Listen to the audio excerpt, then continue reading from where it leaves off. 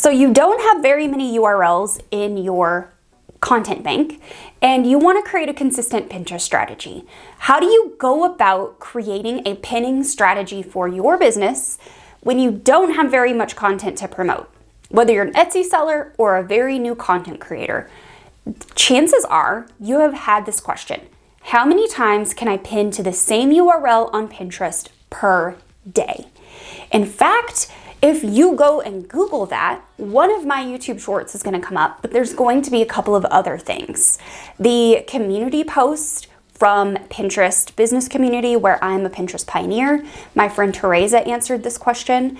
SmarterQ has a blog post that actually dominates the top of search, and they are telling you no more than 50 times a day, which is outrageous. Then there are a ton of YouTube videos and blog posts that people are answering this question, and it's never actually clear. So what I want to do today with this video is clear that up.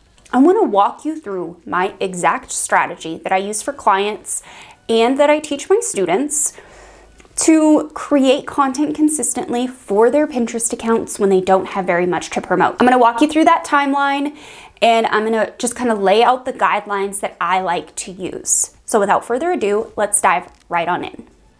Let's talk about pinning and spam. So I want to walk you through how to keep that pinning strategy tight, how to think through what images to use. So to get started, we're actually going to start with some guidelines. The guidelines are number one, stop worrying about repinning. We're not going to repin anymore, okay? For the context of this video, we are taking repinning and we're throwing it in the garbage. Number two, I want you to make new pins and cycle through your keyword plan.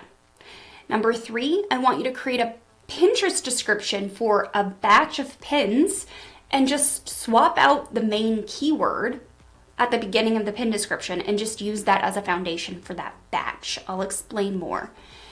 And then number four is I want you to really focus on creating different types of pins for your content. That way it doesn't always look the same. It's not always static pins, it's not always videos, it's a mix.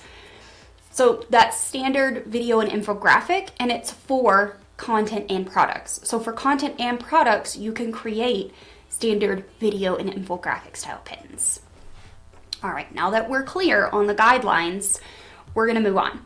So where do we start with all of this? If you look at my profile, I recently published a bunch of different pins that go to 2 or 3 different places. And while the style of them looks similar, the text is different. And it's easy to do that if you have templates.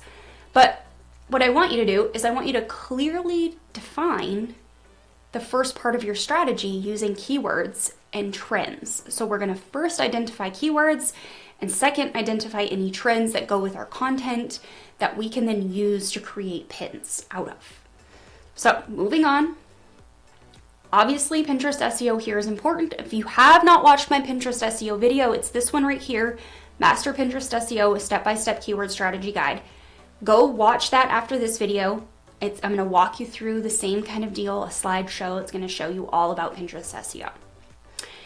All right, so where do we start? We start with keywords and trends, those 2 important defining parts of our strategy here. We're gonna start with a list of keywords for our niche. So what are those keywords that relate to your content and to your products? If you have that list ready, you can pull that up and you can start to kind of map out as you follow through this video what this looks like for you. And then you're gonna go into Pinterest trends and you're gonna search for trends in your niche. That is going to allow you to also just see if the keyword list matches the trends list and if there's any gaps. So you can see here in this list of ideas, I didn't actually include anything on stickers, even though that's the second most top search on Pinterest in the trends section for this time frame. I didn't include stickers in the initial content planning list for this batch of pins, so perhaps that is something that I can add into my pin creation. So I just want you to keep that in mind. What are the trends saying in those words? And you want those words, so I want you to copy these out and I want you to put them in the list. Now the second thing that I want you to do is make a list of those keywords and have them ready, okay? Now here's where we're gonna start. you're going to start with a defined set of Pinterest templates. This is going to be so much easier for you to pump out content and do it in a way that is actually quality and also have quantity, so you don't have to be thinking about designing from scratch. And I want you to simply start plugging and playing these keywords and these trend titles into the designs. Now, I'm just using designs from Canva. I hardly changed any of them. I just changed very little things about them to showcase this for you. So in this example, I have a couple different URLs. So we have pin URL number 1, and it's a free template. And for this free template page, I have 3 different pins. Now for me, the way that I look at this is 3 weeks of content. And when we move on to pin URL number 2, that's wrong. We have free template number 2. I have 3 more images. That's 3 more weeks of content. So you can see here the difference in the content types: standard, video, and infographic. We'll get to some infographic ones in a minute. This is a standard pin. You could also animate it. And this is an Instagram reel. So I just used an Instagram reel template. So if you are creating content on TikTok or Instagram or YouTube Shorts, you can repurpose that content to Pinterest as long as it fits. So this is a video, and then this is just a shop image. So this is for my Etsy sellers and my Shopify sellers to be able to visualize how you can use existing pieces of content that you have created, so your store images, in your Pinterest strategy. And I want you to see, just with your own eyes, let me just switch screens really quick. These are images from my shop that just have published in the last few days, and you can see that they are getting engagement. So when people tell you not to pin pins that are little, I have also said this in the past, and you will hear it in videos on this very channel. I want you to understand that Pinterest and the landscape for images is changing. With the invention of the shop tab and e-commerce products on this platform, it's not always going to be tall pins that get clicked.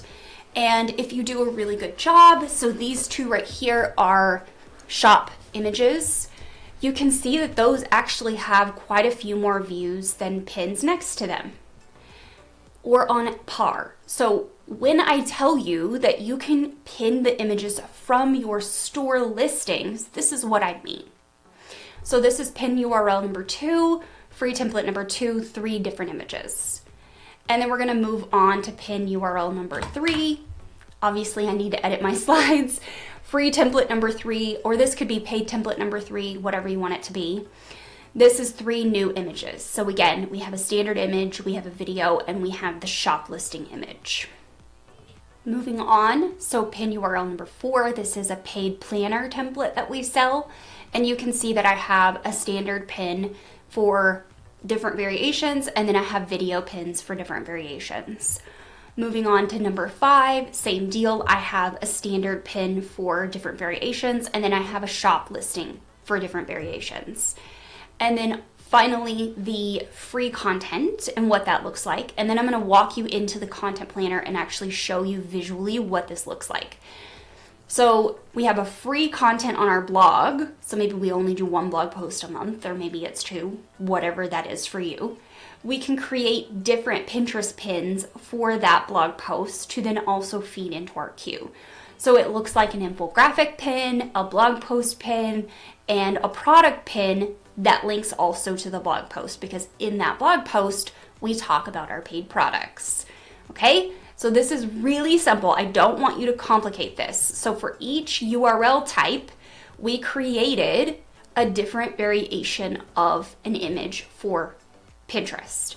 We created 1 standalone static pin. We're repurposing 1 piece of content for Instagram, and we're repurposing 1 content from our store. Then we move on. Same deal. We create 1 static piece of content for the shop. We repurpose another Instagram reel, and we pull another image from our store. Now, in your store on Etsy, you can't have free products, but if you do have a Shopify store, one of the ways that I grow my email list by 300 to 400 new people every single month is by listing free products in my Shopify store. So all of my freebies, and a lot of you guys have seen them if you are avid viewers of this channel, will have seen them in my Shopify store. So I actually list my free products or my freebies, my lead magnets, in my Shopify store as a free item for $0. So I'm also using those listings. In fact, this right here is one of those free products in the Shopify store. You can see it leads right to my Shopify store, and it has 1,100 impressions, 20 pin clicks, and 1 save. And I just pinned this one recently.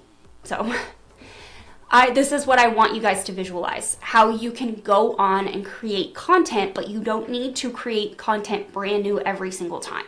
You can repurpose content from other platforms that you're already creating for. Chances are it's already in your Canva account. You just need to pull it and schedule it to Pinterest. So that's actually what I want to show you right now. To get to your designs or your content planner so you can see your scheduled designs in Canva, you're going to go on the home screen right here. You're going to go to apps and you're going to go to content planner. Now I pre-scheduled all of this stuff into drafts in February, and it is all drafts, so this is not going to go live on my Pinterest account, just so you can see what this looks like. So all of those images in those slides that I just showed you are going to go out 1 per day for the next 20 something days.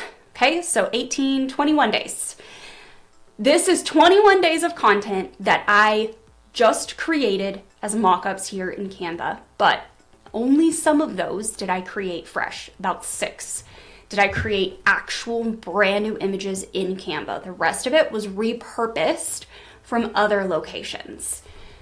Now, as you are thinking about making sure that you are creating pins for Pinterest that are high quality, and you are thinking about those descriptions, because I said that we were going to come back to those descriptions, what I want you to think about is the pin description foundation. So you can create a foundational pin description.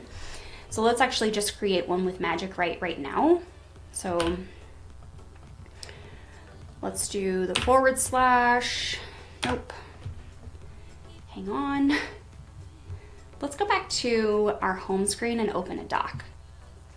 What I want you to think about is creating a pin description that you can use as that foundational piece of content for that series of pins. So you sit down this week and you create 7 pins, and they all link to the same URL. We're gonna write one pin description for those 7 pins.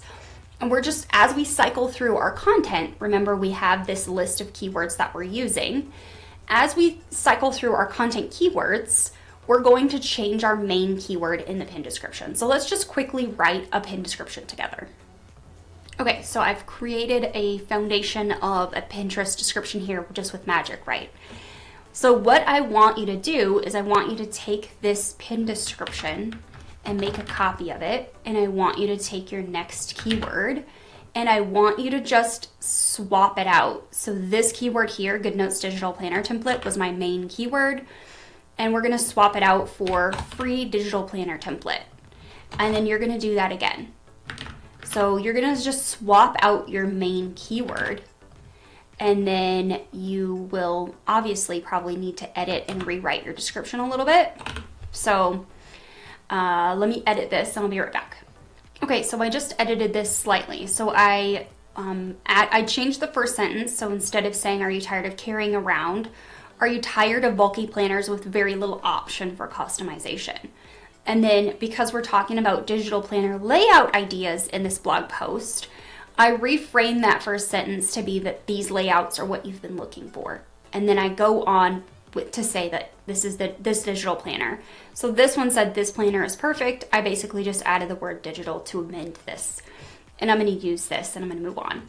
So this is kind of the framework of less work, but also customizing your pin descriptions to match. Now, one little caveat here, if you do have a store where you have e-commerce templates, or e-commerce store where you're selling templates like this or whatever you're selling, you can't write a custom pin description for your shop listings. You can, however, write a custom pin description for blog posts and for category pages on your Shopify store. So, or if you can do Etsy, if you can do category pages on Etsy. So what I could do is I could send to this URL that image right here. So to my full digital planner category, where the only thing in there are digital planners, so it doesn't matter what image I'm specifically showcasing here. This image could go to my collection page or category page on this website, and then I can create a custom URL or a custom pin description for that URL. Now, something else that you can do is obviously the blog posts or create landing pages that are on third-party websites where you can showcase your products. There are workarounds. The other workaround for this is the last I heard, which was in 2023. You can use Later's short links, which is not a link shortener according to Pinterest, but it is an integrated part. They are a partner with Pinterest. There is a way to shorten your links through Later, and you can pin to your product listings, and they don't change the description. The only other solution to this is making sure that your description for your shop listings includes Pinterest keywords. So making sure that you rewrite those shop descriptions to include Etsy, Google, and Pinterest keywords. Now, that's really all I have to say about that for your pin descriptions, and then alternating through your titles. So if it's a free template, then calling out and using your main keyword in your template pin title. So for that pin title, using that main keyword. You don't have to use the same keyword that's on the image, in the title, or even in the description. So all three of those places can be different. It is up to you. There is so much nuance in this that if anyone tells you you can only pin to the same URL once every 7 days or 50 times a day, just know that they don't actually have an answer. They're giving you what Pinterest once said was best practice, and Pinterest doesn't have best practice on this.